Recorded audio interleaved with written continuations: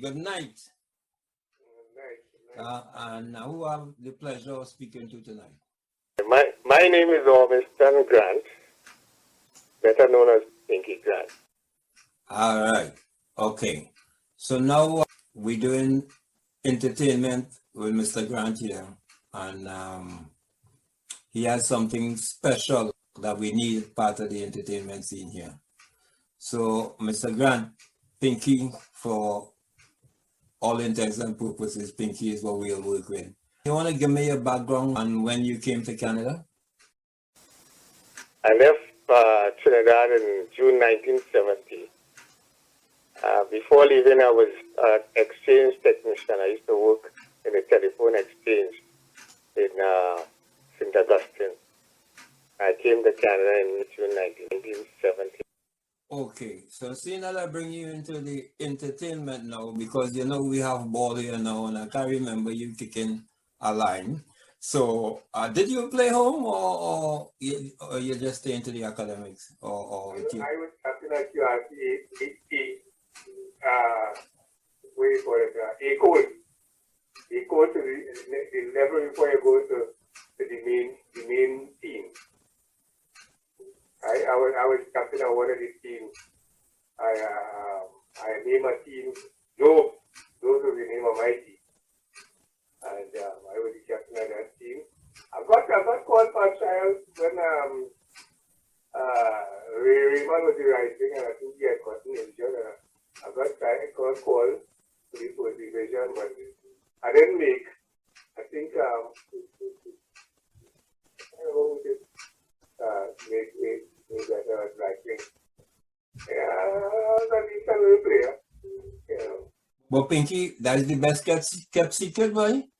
Yeah, I took a good ball. I played in Tower. I took it for magician. I was writing in car just for the left way. Magicians in the Aranwell League there.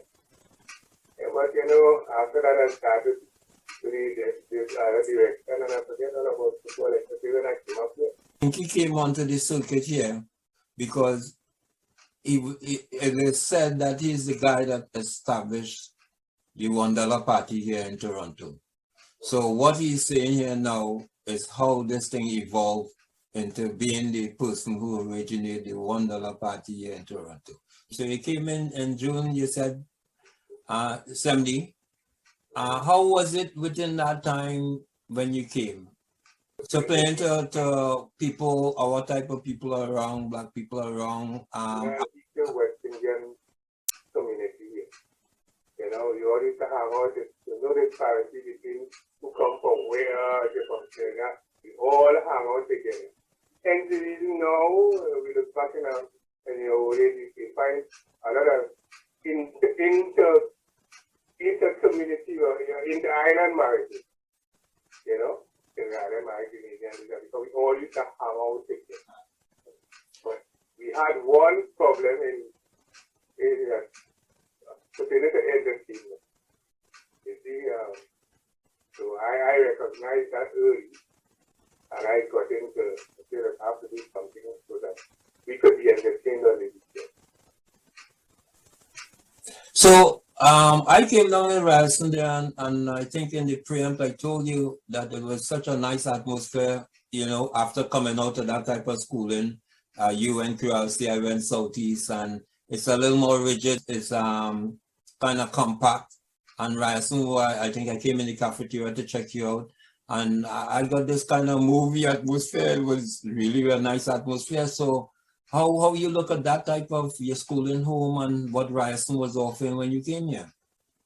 Well, kind of an open concept as far as education is concerned. You could go in at any time and do anything. And failure wasn't something to look upon as derogatory. I mean, you fail at something, you go back and do it, you know. And there's many times until you pass, I guess. Not like in Trinidad, like you feel and you could the atmosphere in Trinidad, they consider it about failure, right? Yeah. They even attempted to go back to try nothing again. So that's how it was. So that you find that in colleges and universities in Canada, and you find people in the countries and the cities and stuff like that who know started, you know. So that's what I think. Yeah, I noticed that. That was a big surprise to me.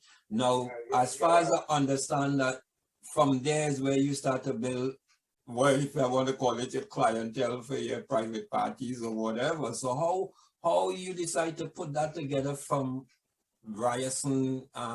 As you said, you start putting things on the notice board or whatever. Could you tell us how that unfolds?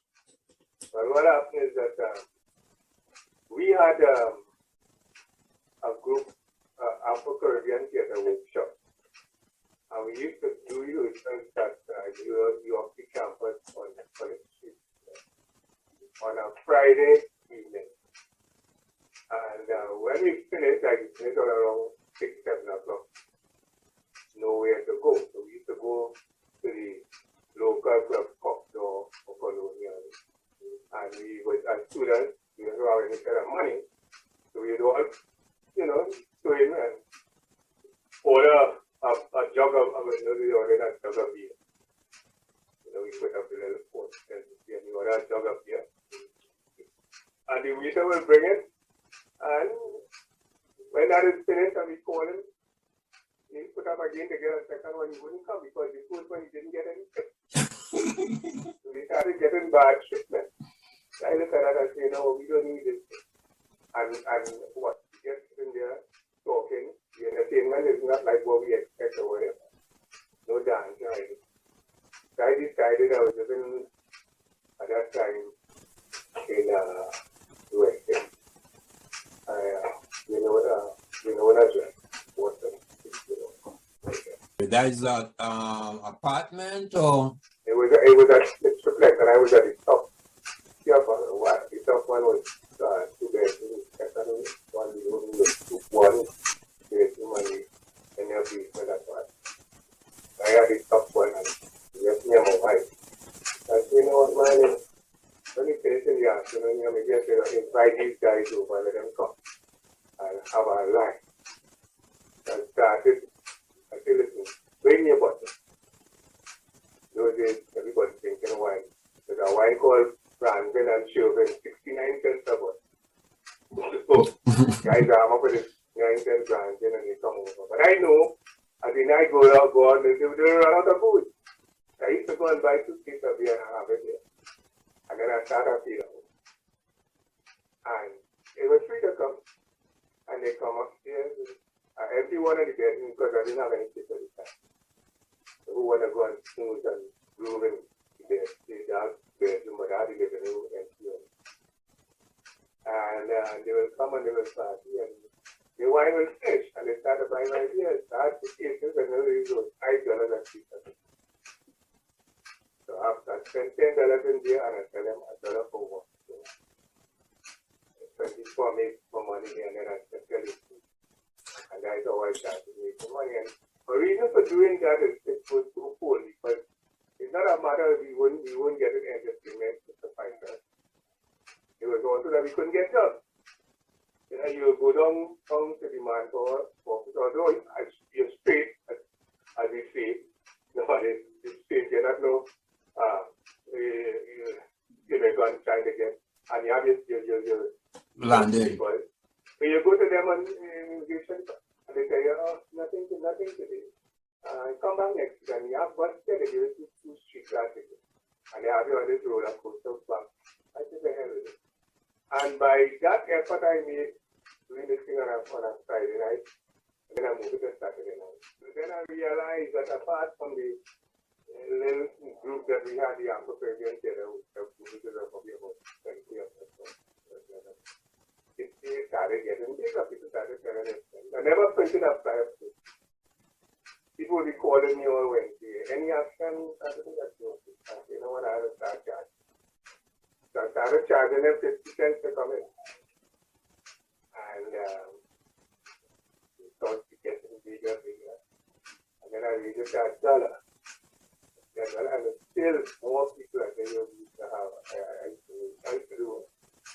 So that is the initial dollar party that established here. So I think in the preamp also you told me that when Desmond came off, he kind of passed things over to him. But at that couple of locations, you said you gave parties at Dunhall. While I was still on Minola, a very Desmond Martel, he came how he came Miranda. He came up again. And just about that time, that's when I registered as one of the most trials. Yes, that was just before I turned over everything to Desmond. I moved from. There was too many people in the apartment. So I started writing already, and I put a notice up in the forum asking if anybody had a space for it. And some white guys who were living up on in a house, a big house. And in those days, people used to have the infrastructure for a bar in the basement. So the guy said, if you have that, and they will rent me the place to see the house. And I started giving parties. I will never forget. One night I would get the last party I gave in that space. I went to the place and I set it up. 11 o'clock, nobody. 12 o'clock, nobody. Because it was a snowstorm with snow and hail together. Selwyn Joseph always died now. God bless his soul. Selwyn Joseph always used to support me. And when I could, only me and Selwyn in the place. And Selwyn said, boy, thank you, boy. And they did always make it, but the night, it didn't work. I said, no problem, but I didn't have chasers. It was just before midnight, but convenience stores used to close at midnight. Yeah. I said, well, anyway, I have no chasers, you know. I said, let me go down my list and so that I get some chasers. He said, all right, so when I drop your back, I go on, so it's like, it didn't go happen tonight. When we come back to your chaser, if you see how that face was, boy, put out of fire and say, boy, you like a magician. So where was that? Where was that house located? Pinky. Huh? Where was that house located? That's on Broadview. What? You come up Broadview just before you come up Broadview from Danforth, and just before you make it bend to go into where is that? On the left hand side, there was a nursing home there on the left hand side. Just before the nursing home, there's a house. So that's not too far from Dunhall? Not too far from Dunhall. So I started at that level. What happened is that some guys asked me to give them a night so they could have their own party.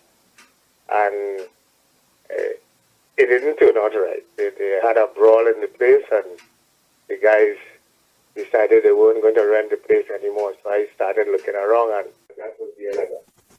Then from there, I moved and I went and I started giving parties. Dunhall.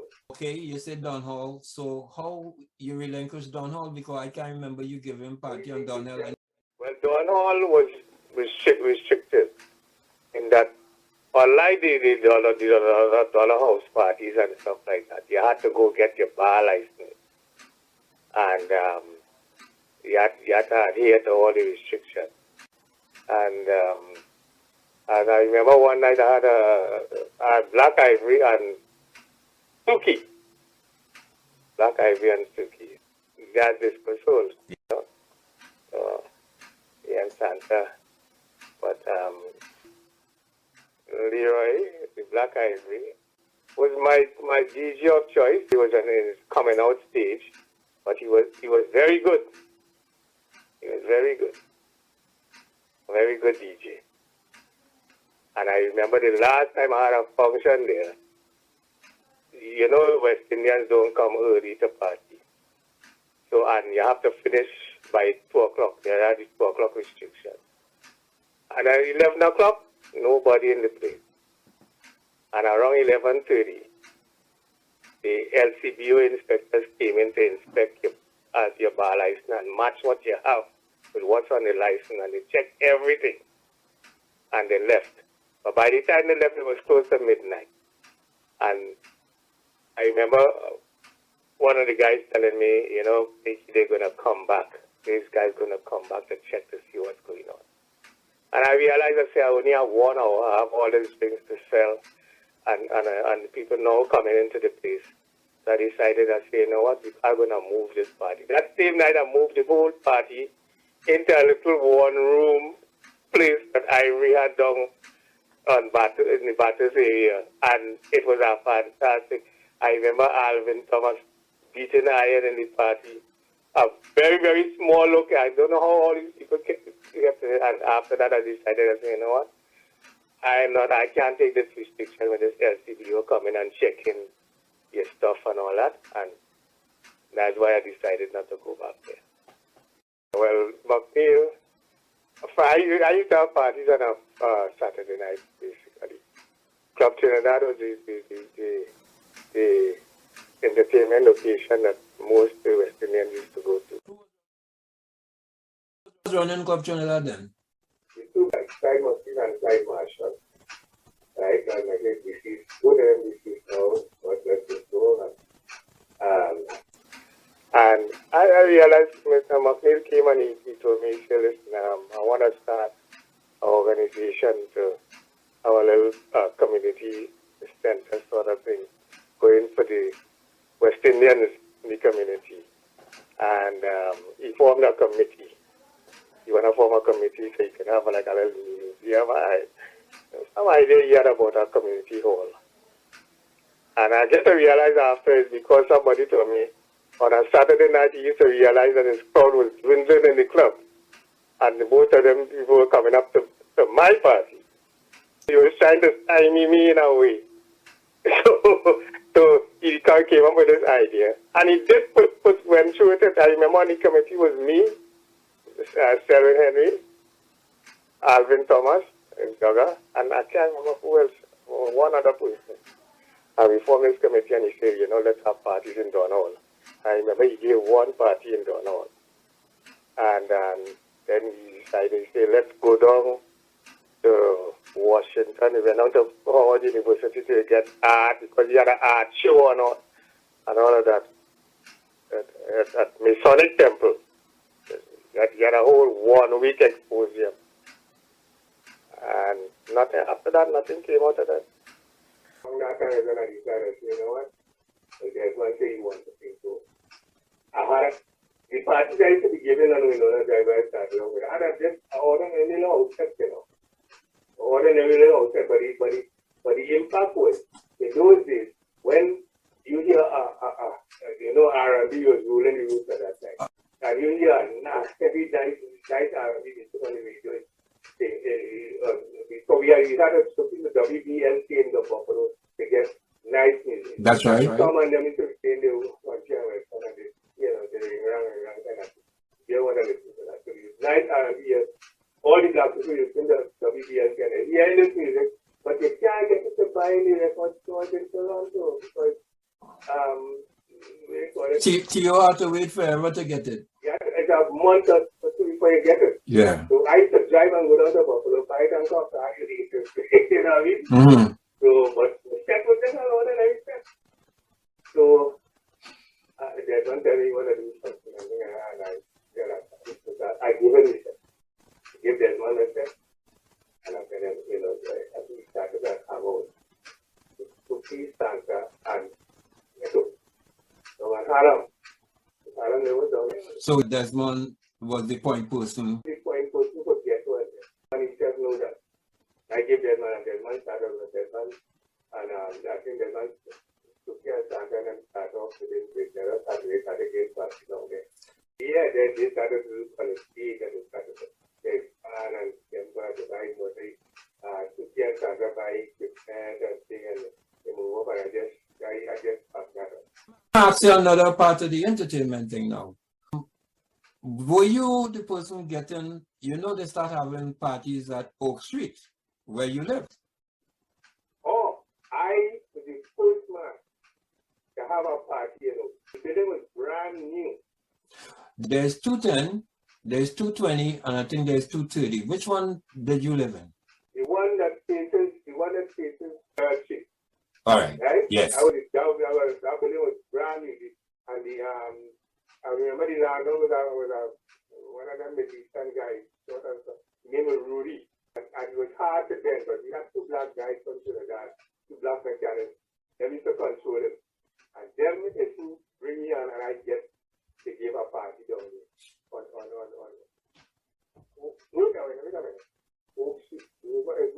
Yes, Revenge Ride. Yes. And I the first to give a party in that day. Yeah, right? Because I knew you were living there and I remember going to a party there. Somebody party was jamming and the place singing. He said we have braces. In fact, I braces he did. And I gave him $20 and the party continued. You remember Sokan and them played there? Yes, I tell you. You know. But my thing wasn't just to get no accolades or nothing, right? I just wanted to have a good time and enjoy yourself and then go around these people in the club, the white clubs and things to get disrespected, you know? Mm-hmm. And so. And I think that for the last time I did it, I think that I achieved that. Like I say, all Western Italians, Jamaican, this area of you. In my party, Jamaican, Canadians, etc. And hence we just find out there are people who marry Guyanese, like some other Guyanese in the party. They marry Guyanese, they left my setting there. But here's another surprise in the preamp too. I am surprised now you said you play ball, but even with the preamp you mentioned the fact that you give parties home. Oh, you say that? Yeah. I used to give all the parties at Mountain Road. All the parties happened at our house. Tell me about that. Yeah. All the parties, we used to have big parties. As a matter of fact, when my sister was leaving to go to the kitchen before me, probably I just said, probably just about and she used to go to school evening concert. And there's very business like, and she said she want to give a party, so she want my sister. And next thing I know, I give them Johnny and Oishie to play in the house by us. The full band?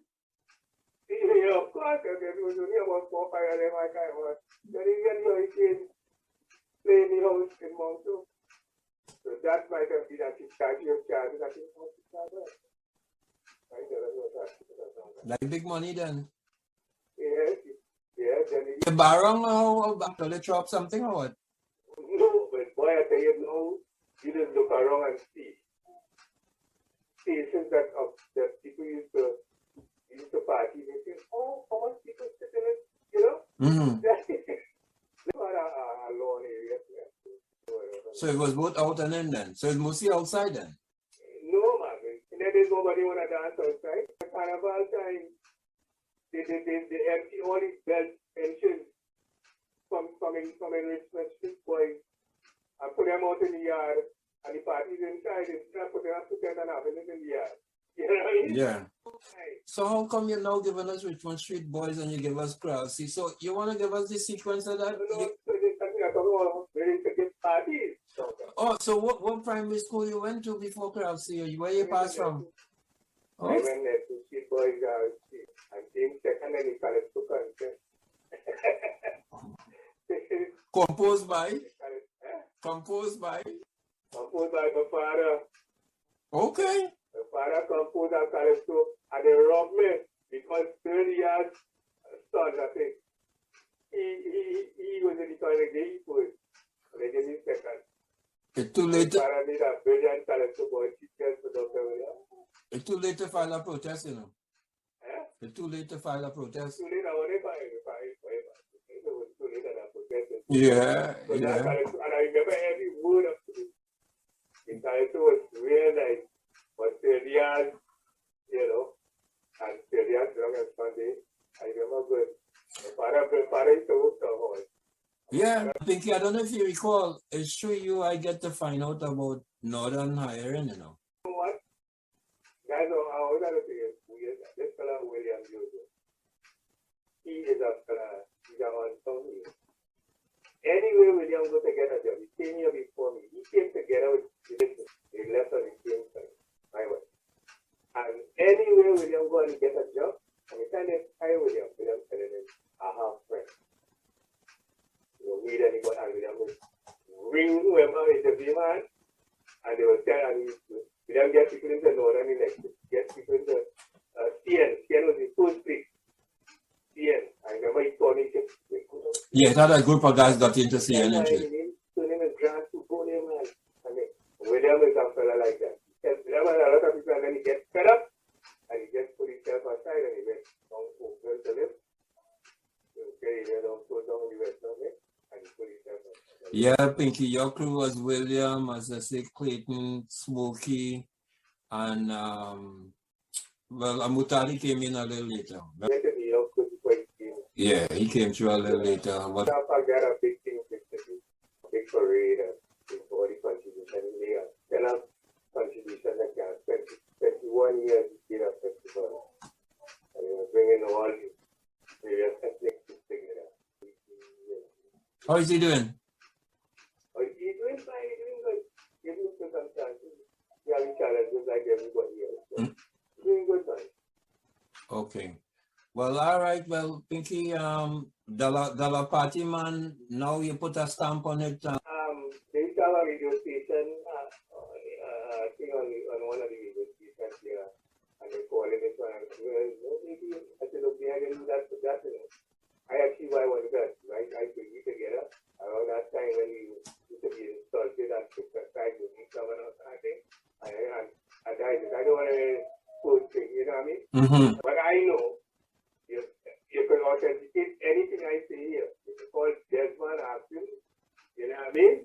Yeah, well, I authenticated some already, you know. That's in 1971, you know? And, you know. So I get the fumes of it at the end. I'm just surprised that you didn't really stay in it. Like, you know, and you just fizzle out. Because I pass it on to them, I said, you know, let me concentrate on that. I mean, something I was something I have before these price night and then I did something and I just wait. You know, they were these kind of establishment. Did you have any outing with Mercury, the Mercury Club, the one down by the Victoria and Dundas? No, I never went. I think I ever went to Mercury. Mercury, wait a minute. I think it's off of Dundas and Jura and Victoria. They like. Yeah, right.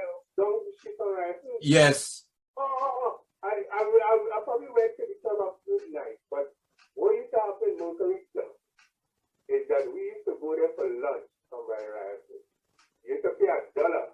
There's a woman there, she could cook like a steamer. I think she ain't kind of Grant is her name, but she's not related to me. And that woman could cook, I tell you. And we used to go there and she gave us a special, $1 for food and a beer.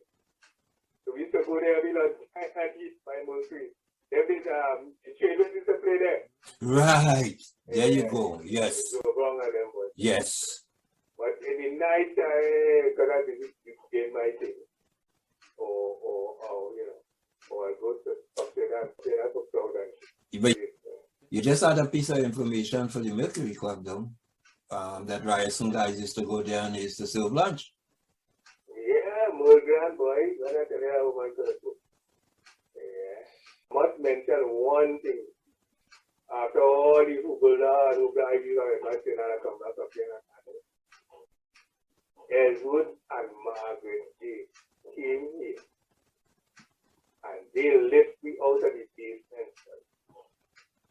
You know, and gave us glorified, you know, okay, glorified news, you know? Yeah.